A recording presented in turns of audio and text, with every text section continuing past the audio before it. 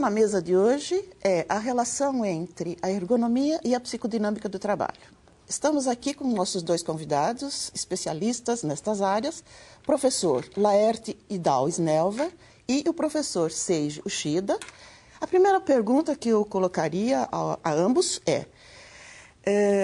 eu gostaria que cada um de vocês contextualizassem a ergonomia e a psicodinâmica do trabalho nas suas características principais, em suas respectivas epistemologias. Mas eu queria antes chamar a atenção de uma coisa.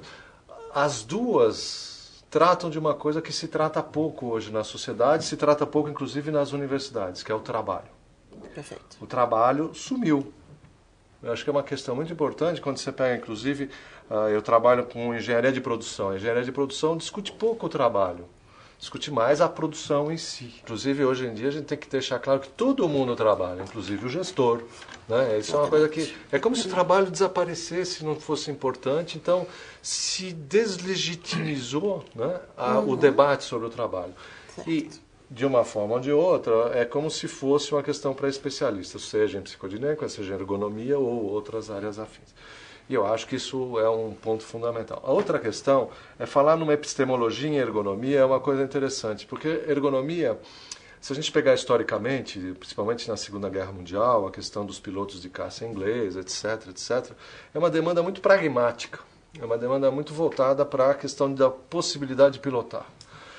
E eu acho que muito com o próprio desenvolvimento da ergonomia, ela foi criando um debate epistemológico necessário. Eu acho que é isso que é importante, porque o excesso de pragmatismo, no meu ponto de vista, elimina o sujeito. E aí a gente incorre o mesmo erro que se fez desde o Taylorismo histórico e falar assim, cadê o sujeito? E que em ergonomia, se a gente puder chamar numa epistemologia, é o sujeito da ação. Em relação ao que o professor Laerte está dizendo, além da questão do trabalho,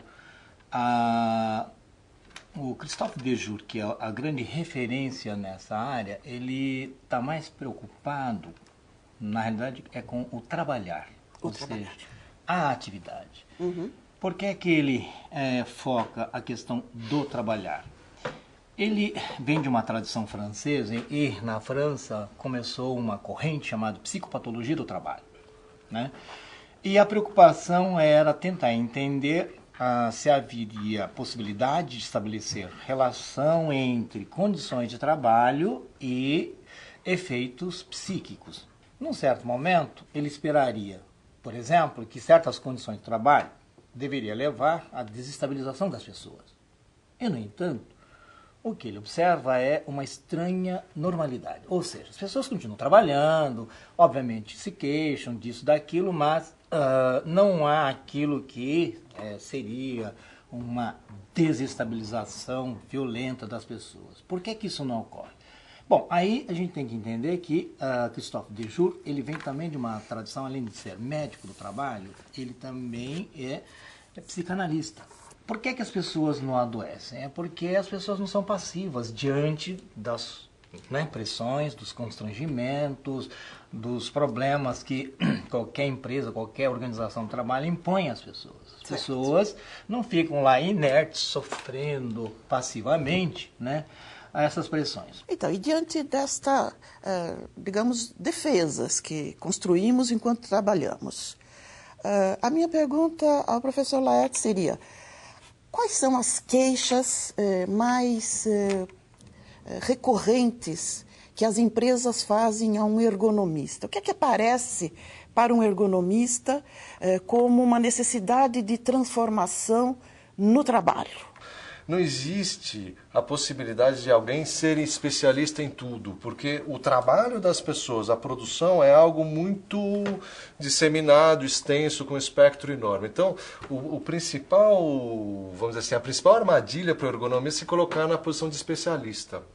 Ele tem que se colocar numa posição de que é uma espécie de pessoa que vai ajudar as pessoas das próprias organizações a entenderem quais são os problemas para vamos dizer assim, catalisar um processo de transformação. Porque senão fica naquela mesma ideia funcionalista, que eu faço isso, você faz aquilo, aquele faz aquilo outro, e depois vai jogar o ergonomista na posição que a gente brinca do cadeirologista, né? Que vai fazer melhoria em posto de trabalho, que é extremamente restrito. É importante a gente ver que as demandas podem ser variadas. No Brasil tem um histórico de chamar muito ergonomista para tratar de problemas de saúde, quer dizer, de patologia, Ler, Dort, etc. Mas, por outro lado, tem muita empresa chamando ergonomista para fazer projeto de engenharia, por exemplo, de uma sala de controle de uma refinaria de petróleo. Existe uma ergonomia de produto também. Então, é um universo muito amplo, né? Que ultrapassa, vamos dizer assim, e felizmente ultrapassa a questão da patologia. Tem atividades que são individualizadas e, nesse sentido, cada um tem que criar mecanismos pessoais, mecanismos individuais de defesa.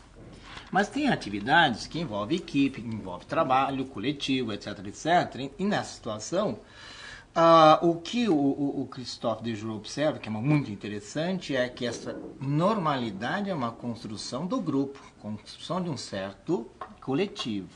E vocês têm feito trabalhos de campo juntos, né? Vocês poderiam citar um dos trabalhos que vocês fizeram e como o ergonomista dialogou com o psicodinamista neste trabalho? Discutir que, na verdade, há um problema com o trabalho. No sentido da ergonomia, no sentido da tarefa, o que se propõe, o que se impõe às pessoas não é adequado ao que a gente poderia chamar como características humanas. Mas existe um problema que eu acho que vai mais além disso, que acho que aí talvez faça sentido com as coisas que a gente fez junto. É que falta para as pessoas espaço para elas falarem sobre, para elas deliberarem, para elas serem agentes da transformação. Então, assim, existem formas de você fazer ergonomia que você consulta os trabalhadores, consulta o gestor, consulta o gestor.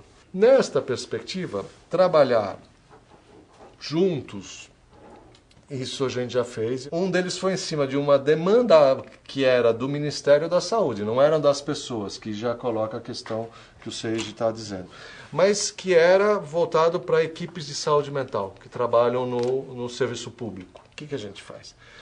Você tem as análises, observações da ergonomia, as discussões com os trabalhadores, no caso da psicodinâmica também, no caso da teoria da abordagem organizacional, com os gestores principalmente, para entender os processos, tal. Não só, mas... E uma questão que aparece com muita frequência é assim, quando as pessoas começam a falar, elas falam de tudo, mas o foco, quando a gente cria o grupo mais do ergonomia, é assim, qual é a sua atividade, como você faz, no seu fazer, quais são as questões que se colocam e como é que a gente pode trabalhar em cima disso.